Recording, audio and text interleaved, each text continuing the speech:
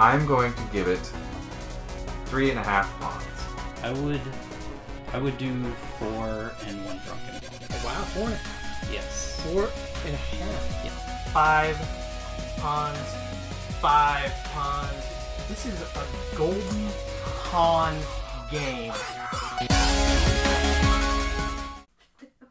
Welcome back, betrayers. Ah, No. betrothed? Welcome back. Well, this is the review portion of the Drunken Pawn. I'm Stephen. This is Maurice and Basile over there. We are here because we just finished playing Betrayal at the House on the Hill by Avalon Games. Yeah, so let's go ahead and just jump right into this review then. Maurice, what do you think? I think it was, it's very good. So, if you like playing zombies, you will like playing this. The board game Zombies. Yes, the board game Zombies. I think it has a similar kind of like randomized map layout with a little more intrigue in that the rooms have specific functions that may or may not allow you to go to different places. That's kind of cool. I do like this is probably my favorite instance of dynamic mapping in a game, because it's not only dynamic as in like in some games you get a dynamic thing. It's like there's a pizza place, there's a wheat field. And it's like that's fun, but this one is like no, you can't go anywhere because you have reached the end of the attic. Turn around, and I think it's got a little bit of very very interesting complexity to the map. So I'm happy with it. Next. I really like the artwork. The little figures here are pretty solid. Super solid. Pretty detailed and colored Painted. pretty well. Yeah, man. I also like the aspects that some of the individual rooms have that, and how it's randomized. I just like how in certain rooms you can get power-ups if you stay in there. And the elevator was super cool. That was a really unique feature to this game that I enjoyed. I didn't get to use it a whole lot or in a way that really helps. But I still like the idea of it. I think you crashed to the bottom. I did. Yeah, I took a lot of damage. I did use it. It was fun. It was a fun ride. When you're not getting murdered by it. Yeah. Yeah. So yeah, overall, I thought it was pretty good. I enjoyed it. I do like the fact that there's so many different things on the tiles that happens in different rooms and stuff, and I like that pretty much every room you draw. There's only a couple.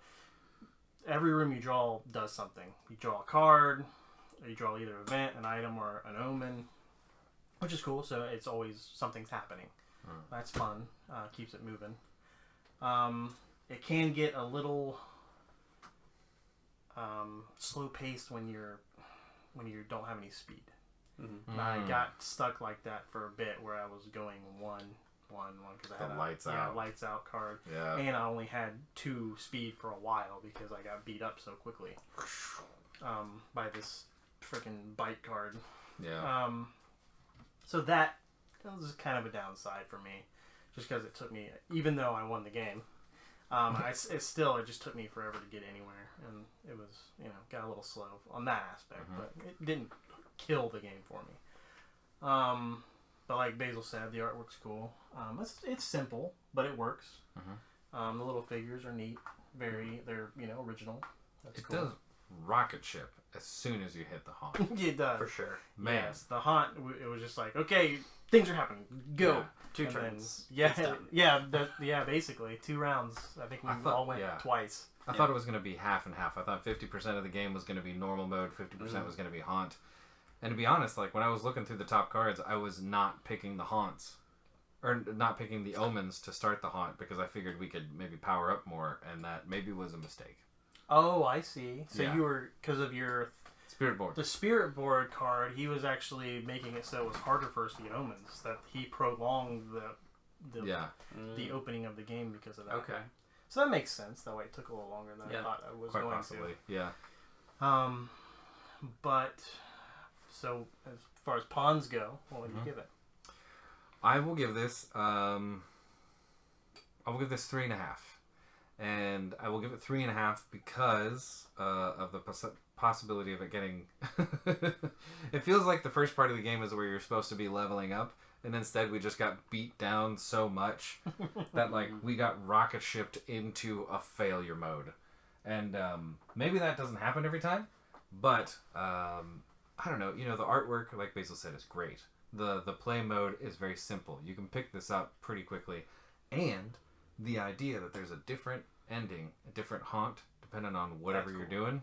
That is cool. Super cool. Because there are 50-something haunts that you can do. So, I mean, every time you play, it could be something completely different. And they have actually rules in the rule book that if you get the same haunt once, that you can switch it to do something else. So oh, man, I almost want to give it a 4 for that. Okay, so I will say this. From a loser's perspective, 3.5. 3.5. I will probably give it. I will give it 4. I was gonna do 3.5 until he told me that he was intentionally lengthening the game. I don't think I would have taken so much damage if that had not happened. No worries. We didn't know. Yeah, we didn't know. We had no idea. I only played once, and it was like a long time ago. So months and months ago. But if not years ago. It was years. Some of the things that I didn't appreciate as much is I have like 4 options here for doing different things in this game, and I wasn't able to do any of them just because the rolling was terrible for me. Yeah. So like none of us like we got a safe like pretty much right at the beginning of the game, and we're not able to open it the entire game. Nope. Nobody was able to, and I had no idea what was in that thing. Yeah.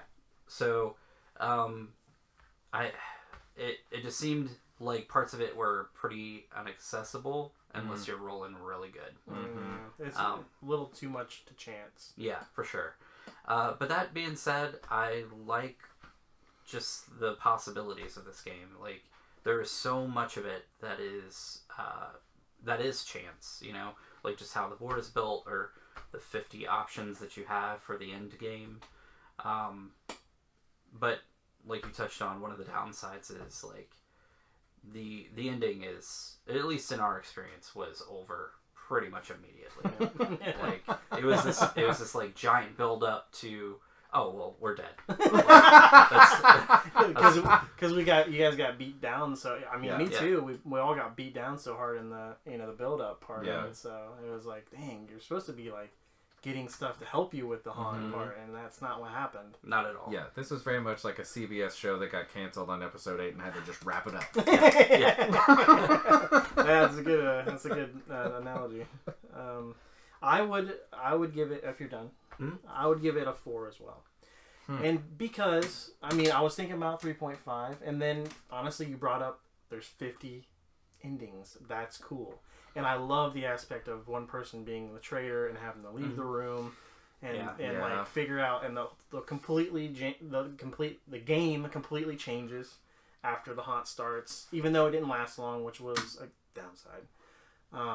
It was completely different. Like everything just was different. So that was awesome. So that's why I'd give it a 4, even though I was thinking 3.5 at first. And they think the artwork is good. I think it's pretty simplistic. Oh, okay. Interesting. Okay. But like I said, it works. It works for what it is. Nothing's like blow me away when it comes to the art. You know, like it is cool that there's 2 different sides to each character too. You can either be that guy or that guy, and all of them have that, which is kind of cool too. I guess when I was talking about the artwork, it's more just like the diversity. Like there isn't 2 rooms that are the same. I hear you. Okay, I got you. So like they put in that extra effort. It wasn't like a generic hallway, a generic bedroom, and there's like 10 of each of them. You know what I mean? Right. Yeah. Like, you got your like dusty hallway and your creaky hallway. Yeah. But they look different. Yeah, at least, they do. So. I mean, and you need hallways to get around. So exactly. Yeah. And that, it's like a little safe area. We don't have to do anything. Where otherwise you'd be doing stuff the whole time. Right. So, so would you get 3.5, 4, and 4? This is one of those games. Definitely check it out. Sure. I know it sounded like we were kind of being a little hard on it, but in all honesty, it's a fun game, especially with only 3 people. You can play up to This is 6 a fun people. game. I think Yeah. it's up to 6 players. That would be interesting. That That'd would be be pretty fun with crazy. 6 people playing. That'd Yeah. be fun. It would be different. There'd be more things going on. The board would be bigger because people would be discovering more stuff, and so it would. We would need a bigger table for that, which we may be getting a bigger table. But yeah, definitely check this game out. Well done, Avalon. Yeah, well done again. Yeah. I mean, we gave Nightmare on Elm Street good marks, and that's an older Avalon game. Yeah. We gave Dungeon, both versions of Dungeon Remastered and Dungeon. Those are fun. Both Those are fun. both good marks. These guys make good games. So check them out. All that stuff will be in the description below. Also, in the sign tonight we had West End Cider House and Nowhere in Particular. West End Cider House from Athens, Ohio. Nowhere in Particular, even though their name says Nowhere in Particular, they're actually from Dayton, Ohio. Get it right. Yeah, so check them out as well. All that'll be in the description below. And I think that'll do it for the review portion of the Drunken Pond. We will see you next time at the table.